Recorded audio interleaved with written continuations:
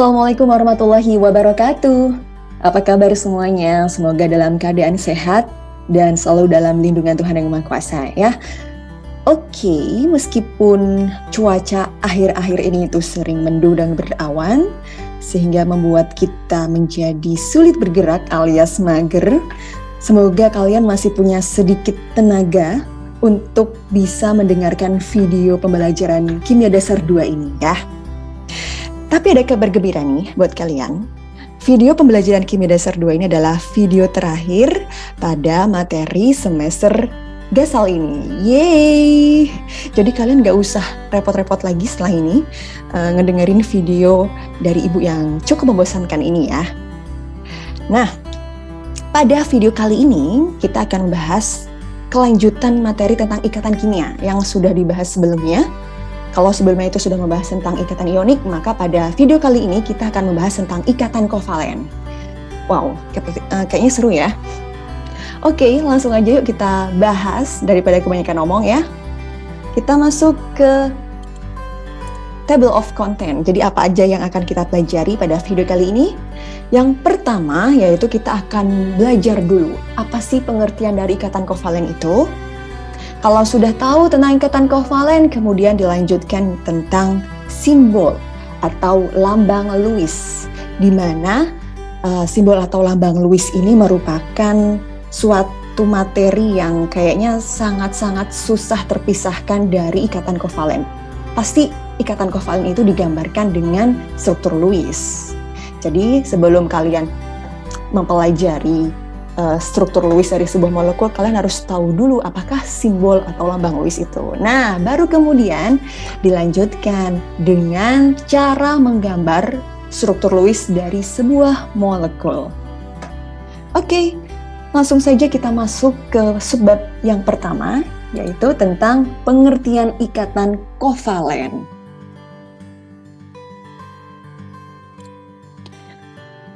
Oke, kalau sebelumnya kalian sudah belajar apakah ikatan ionik itu, masih ingat ya, kalau ikatan ionik itu dia biasanya terjadi pada unsur logam dengan non-logam, dengan cara transfer elektron alias serah terima elektron.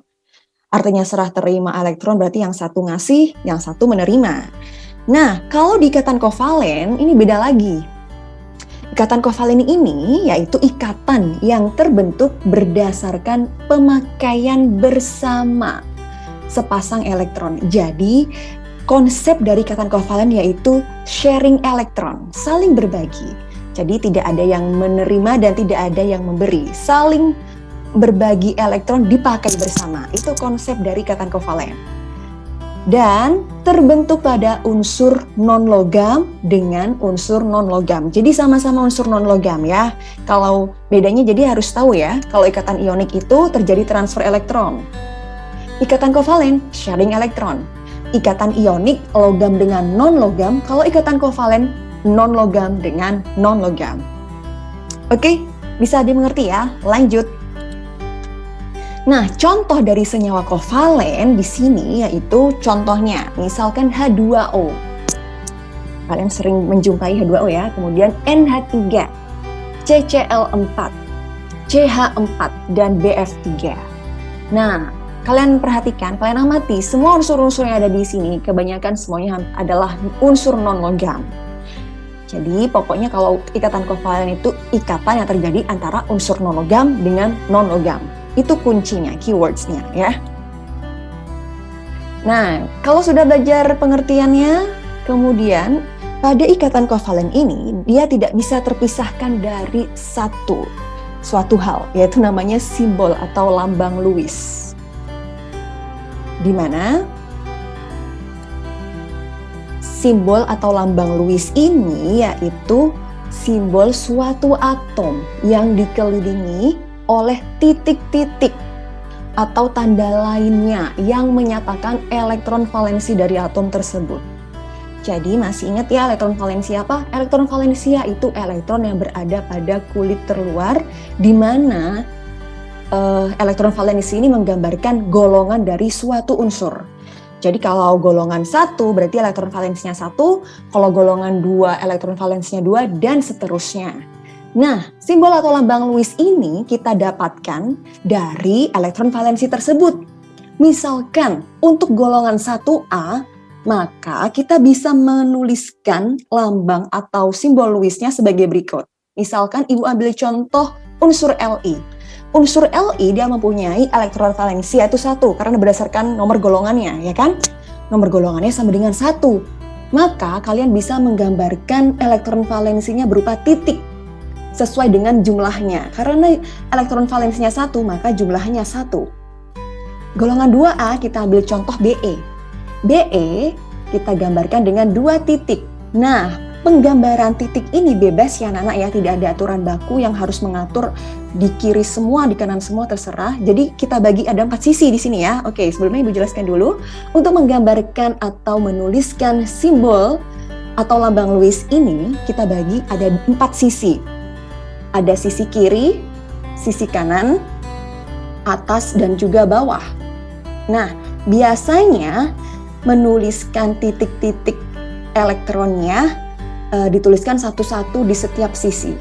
Jadi kalau ada 2, maka kita tuliskan di kiri, kemudian di kanan. Sekarang kalau misalkan 3 elektron valensinya, kita ambil contoh pada atom boron. Karena elektron valensinya ada 3, maka kita menuliskan ada 3 titik di sini. Jadi kita tuliskan dulu 1 di kiri, kemudian 1 di kanan, dan 1 lagi di atas, sesuai dengan jumlah elektron valensinya. Kemudian contoh lagi kita ambil golongan 4, contohnya karbon. Ada 4 kan, maka pas 1 kiri, 1 kanan, 1 atas, dan 1 bawah. Bu, kalau 2 di kiri dan 2 di kanan bisa, tapi umumnya menuliskannya seperti ini. Kita penuhi dulu satu masing-masing sisi dengan 1 elektron. Biasanya seperti itu ya. Untuk golongan 5 berarti ada 5 titik. Misalkan nitrogen. Kita penuhi dulu di setiap sisinya, nanti sisanya bisa kita tuliskan di mana saja. Nah, ini Ibu menuliskan di atas. Kemudian untuk oksigen berarti ada 6 titik. Untuk golongan 7A misalnya F berarti ada 7 titik. Dan yang terakhir golongan 8A Ibu ambil contoh yaitu neon. Berarti ada 8 titik. Bisa dimengerti ya, inilah yang dinamakan dengan simbol atau lambang Lewis. Nah, penggunaan bersama elektron yang terdapat dalam ikatan kovalen ini nantinya bisa kita tuliskan dengan struktur Lewis. Lalu apakah yang dimaksud dengan struktur Lewis itu? Struktur Lewis yaitu struktur yang menggambarkan jenis atom-atom dalam suatu molekul dan bagaimanakah atom-atom tersebut terikat satu sama lain. Nah, supaya nggak bingung langsung aja kita ke contohnya. Misalkan nih, ada 2 atom Cl. Biasanya, ada 2 atom Cl ya. Nah, biasanya kalau ada 2 atom seperti ini yang berikatan, biasanya untuk membedakan elektron pada satu atom dengan atom yang lainnya, kita bedakan simbol elektronnya. Nah, biasanya simbol yang dipakai yaitu simbol titik dengan tanda titik dan dengan silang. Nah, kalau masih sendiri-sendiri seperti ini namanya adalah lambang Lewis, simbol Lewis ya. Oh ya, yang perlu kalian ingat, poin penting atau hal yang perlu ditekankan dalam bab ikatan kimia di sini yaitu baik ikatan ion ataupun ikatan kovalen, atom-atom itu akan berikatan baik dengan ikatan ion atau ikatan kovalen. Tujuannya supaya apa sih? Supaya stabil kan? Nah, stabilnya ini dengan cara meniru konfigurasi elektron yang dimiliki oleh gas mulia. Seperti yang telah kita ketahui, gas mulia itu konfigurasinya ada yang akhirannya 2, yaitu helium, dan 8, ya kan? Jadi, atom-atom itu akan berikatan, baik dengan ikatan ion atau ikatan kovalen, tujuannya yaitu supaya duplet, yaitu 2 elektronnya, ataupun oktet, yaitu 8. Nah, sekarang kalau kalian di sini, ada 2 atom Cl. Sama-sama punya 7 elektron. Gimana caranya supaya dia bisa oktet? Dengan cara sama-sama memberikan 1 elektron yang dimilikinya dan digunakan bersama-sama. Jadi kayak gimana nanti? Nah, kalau ketika berikatan akan membentuk seperti ini. Lihat ya, ada tanda titik dan tanda silang. Nah, artinya tanda titik dan tanda silang yang digabungkan ini artinya ini elektron yang dipakai bersama. Inilah yang dinamakan dengan ikatan kovalen, penggunaan bersama elektron.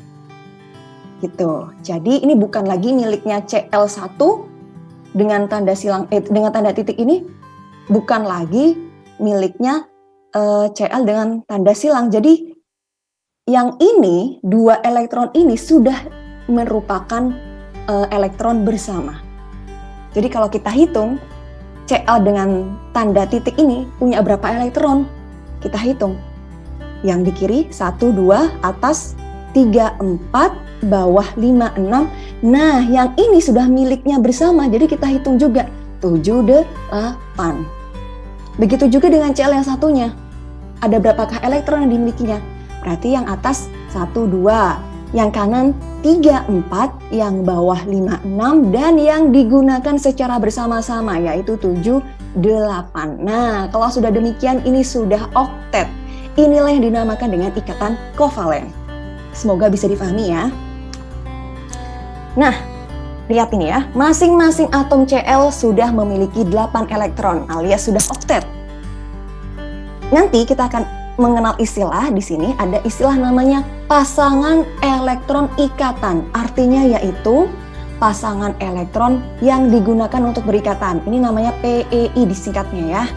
Ada satu lagi istilah yaitu PEB atau pasangan elektron bebas. Apakah itu? Pasangan elektron bebas yaitu pasangan elektron yang tidak digunakan untuk berikatan.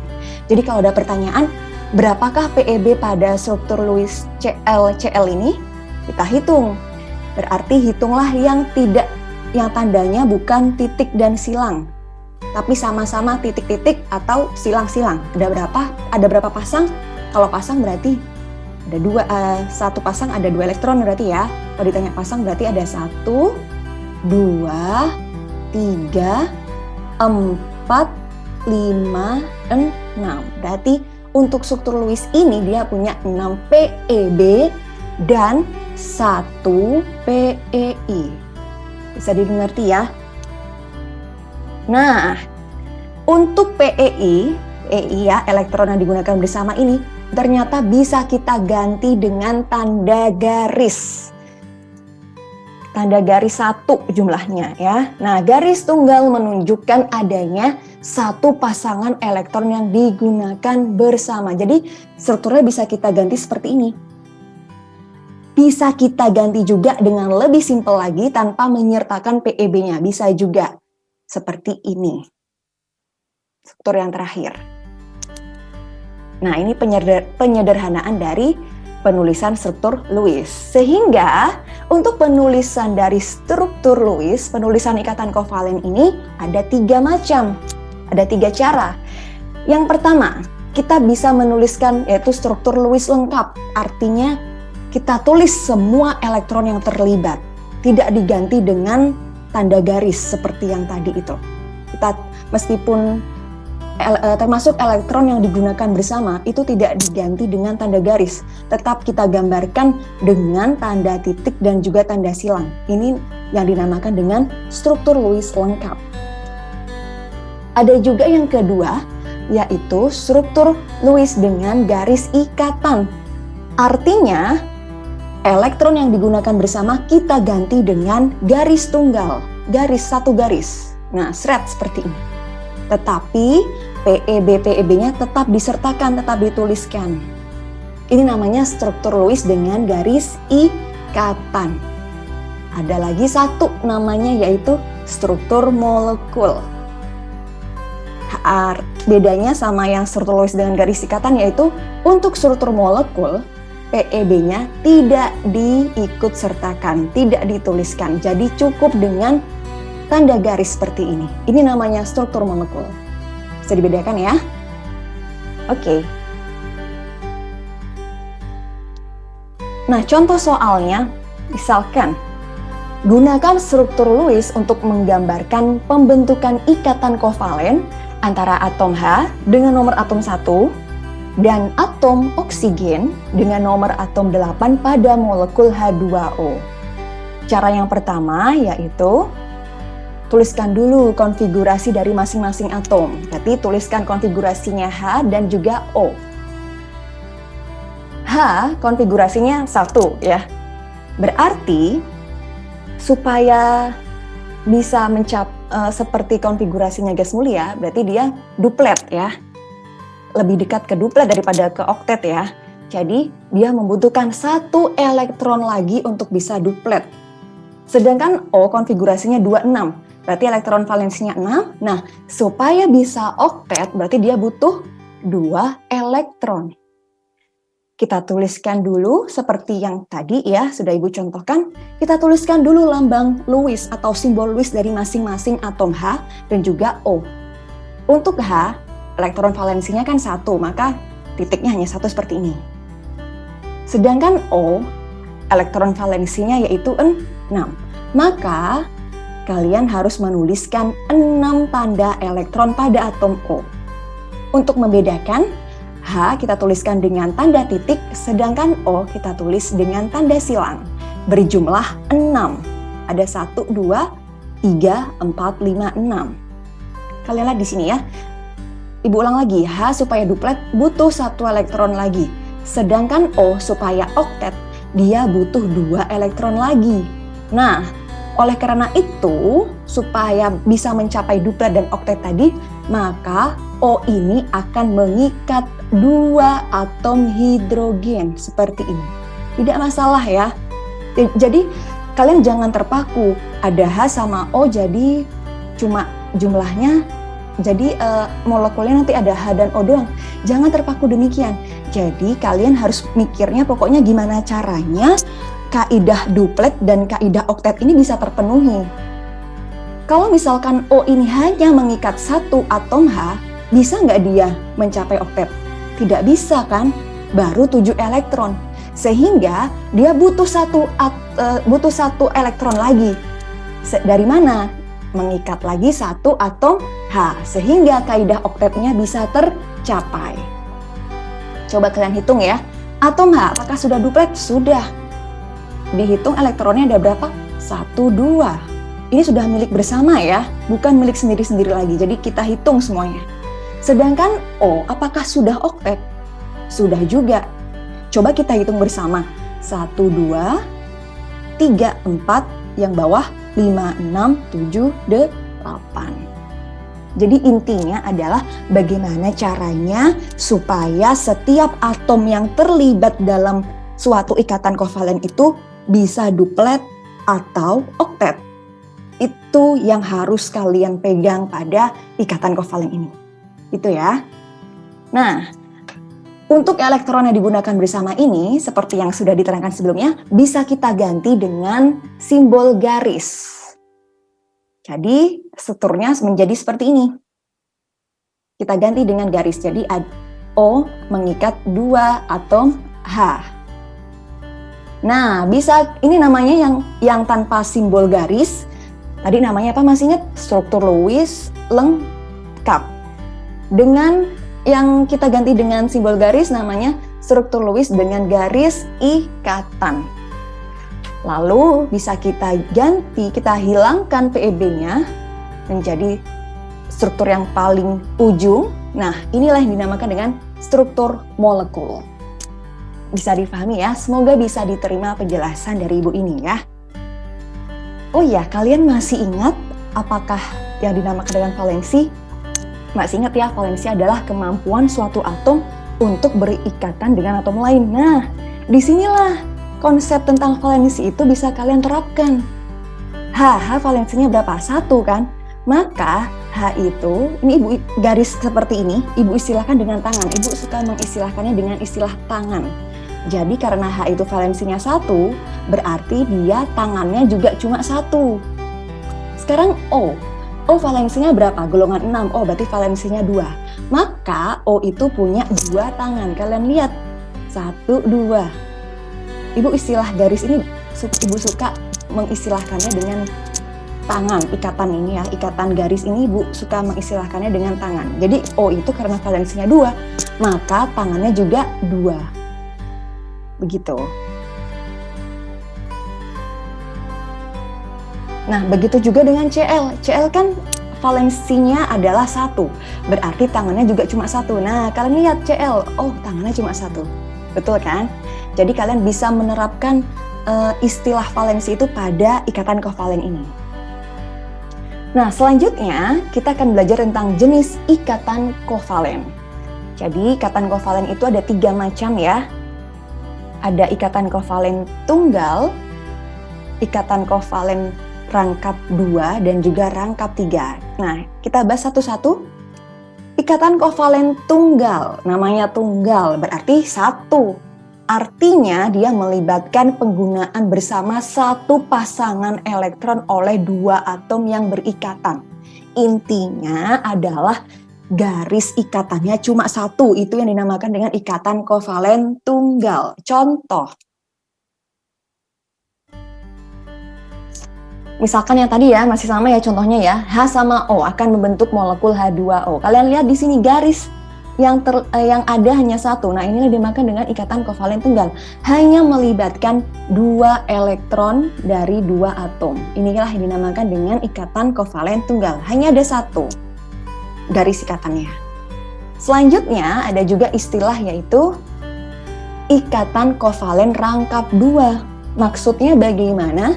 Berarti pada ikatan kovalen rangkap 2 ini dia melibatkan penggunaan bersama 2 pasang elektron oleh 2 atom yang berikatan.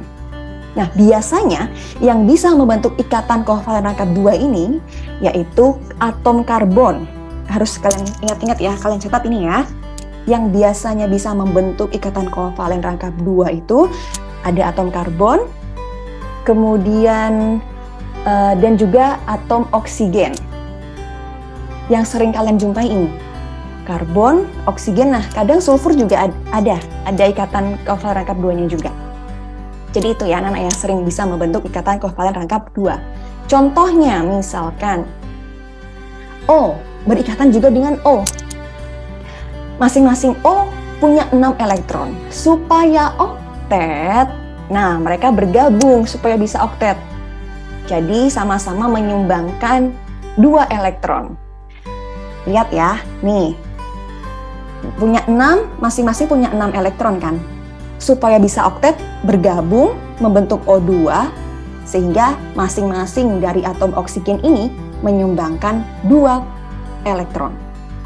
Nah, yang demikian ini, nah kan ini ada 2 ya, bisa kita ganti dengan 2 garis. Nah, 2 garis seperti inilah yang dinamakan dengan ikatan kovalen rangkap 2. Sehingga struktur ini juga bisa kita ganti menjadi struktur molekulnya seperti ini. Jadi dipahami ya? Nah, bedanya sama ikatan kovalen rangkap 3 berarti melibatkan 3 pasang elektron oleh 2 atom yang berikatan. Berarti ada berapa garis nanti? Ada 3 garis, ada 3 ikatan berarti. Contohnya, nah, oh ya, atom yang biasa membentuk ikatan kovalen rangkap 3 ini yaitu atom nitrogen. Itu yang paling sering dijumpai atom yang bisa membentuk ikatan kovalen rangkap 3. Dan juga satu lagi ada yaitu karbon. Jadi atom karbon ini cukup spesial ya. Dia bisa membentuk ikatan kovalen tunggal, bisa membentuk ikatan kovalen rangkap 2 dan juga rangkap 3. Kalau istilah Inggrisnya, kalau ikatan kovalen tunggal itu biasa kita sebut dengan single bond. Sedangkan yang ikatan rangkap kita sebut dengan double bond. Gitu ya. Double bond dan triple bond gitu ya. Contohnya nih N ya. N ketemu sama N saling berikatan. Masing-masing N punya 5 elektron. Nah, supaya bisa oktet berarti masing-masing dari N ini saling menyumbangkan 3 elektron supaya bisa oktet. Ya enggak? Kalian lihat nih. Jadi jumlah elektronnya udah berapa sekarang? 1, 2, 3, 4, 5, 6, 7, 8. Begitu juga dengan N yang satunya. Kita hitung 1, 2, 3, 4, 5, 6, 7, 8. Inilah yang dinamakan dengan ikatan kovalen rangkap 3, melibatkan 3 pasang elektron. Nah, bisa kita ganti dengan tanda garis. 1, 2, 3. Inilah yang dinamakan dengan ikatan kovalen rangkap 3. Bisa dimengerti ya? Oke, itu tadi adalah penjelasan tentang proses pembentukan ikatan kovalen sehingga kita bisa menuliskan struktur Lewis-nya ya. Nah, sekarang kita diminta untuk menggambarkan struktur Lewis dari suatu molekul yang sudah diketahui rumus senyawanya. Bagaimanakah caranya? Nah, kita masuk ke pembahasan berikutnya, yaitu tentang menggambar struktur Lewis. Nah, langkah-langkah untuk membuat struktur Lewis jika rumus kimia molekulnya diketahui yaitu yang pertama, tentukan semua atom yang membentuk molekul tersebut. Jadi langkah pertama yang harus kalian lakukan yaitu buat kerangka strukturnya. Jadi misalkan nih ya, kita diketahui rumus molekulnya yaitu CCl4. Kalian diminta untuk menggambarkan struktur Lewis-nya. Langkah yang pertama yang harus kalian lakukan adalah buatlah kerangka strukturnya. Nah, sebelum membuat kerangka struktur, kalian harus menentukan dulu atom pusat. Jadi, pada senyawa ini pasti ada atom pusatnya. Atom pusat itu biasanya dituliskan paling awal. Atom pertama biasanya bertindak sebagai atom pusat dan jumlahnya yang paling sedikit atau bisa dibilang cuma 1 biasanya jumlahnya. Kalian lihat di sini CCl4. Berarti manakah atom pusatnya? C. Namanya atom pusat berarti dia selalu ada di tengah. Jadi pusat dari seluruh molekul itu. Jadi CCl4 ini kita bisa membuat kerangkanya sebagai berikut. Nah, C sebagai atom pusat berada di tengah, kemudian dikelilingi oleh 4 buah atom Cl. Bisa kita tuliskan di sisi kiri, kanan, atas, dan bawah. Langkah yang kedua selanjutnya yaitu tentukan elektron valensi dari atom-atom berdasarkan golongannya. Kita lihat di sini, C golongan 4, maka elektron valensinya yaitu 4. Cl golongan 7A, maka elektron valensinya yaitu sama dengan 7. Nah, setelah menentukan elektron valensi, hubungannya apa nanti? Hubungannya itu kita menuliskan elektronnya. Nah, setelah itu tulis semua elektron valensi atom pusat dengan lambang X. Jadi kita fokuskan dulu pada atom pusatnya ya. Letakkan 1 elektron pada sisi di mana terdapat atom lain. Nah, tadi kan kita sudah membuat strukturnya, membuat kerangkanya ya. Nah, kemudian C tadi sudah kita tentukan. Elektron valensi C yaitu berapa? 4. Nah, kalau sudah menentukan elektron valensinya, kemudian kita tulis elektron tersebut pada masing-masing sisi yang ada ini ya, yang ada atom lain ya. Kita tuliskan elektron pada setiap sisi di mana terdapat atom lain. Jadi kita tuliskan dengan simbol silang ya. Kalau C simbolnya silang berarti Cl simbolnya pakai tanda titik. Sehingga kita tuliskan tanda silang di setiap sisinya sesuai dengan jumlah elektron valensinya. Jangan lupa ada 4, berarti kita tuliskan di masing-masing sisi 1. 1, 2, 3, 4.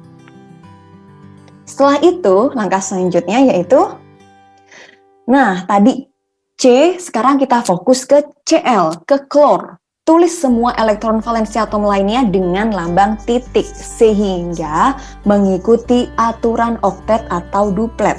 Karena atom yang terlibat yaitu C dan juga Cl, berarti C dan juga Cl ini cenderung untuk mencapai oktet.